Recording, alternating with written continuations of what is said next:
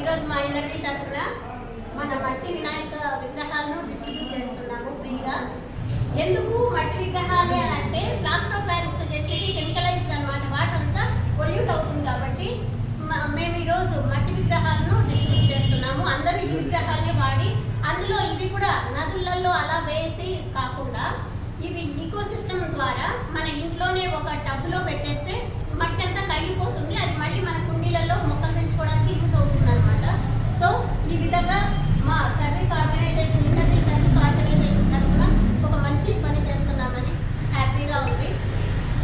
ప్రతి సంవత్సరము లాగా లేకుండా ఈ సంవత్సరము వినాయక మండపాలలో డీజే మ్యూజిక్ అని, పిచ్చి పిచ్చి పాటలకు డ్యాన్స్లని, తాగడం అనేది, ఎగరడం అనేది ఇదంతా లేకుండా ఈ సంవత్సరము కొత్తగా ఏం కాదు, ఇది పాశ్చాత్య సిద్ధాంతమే అనమాట.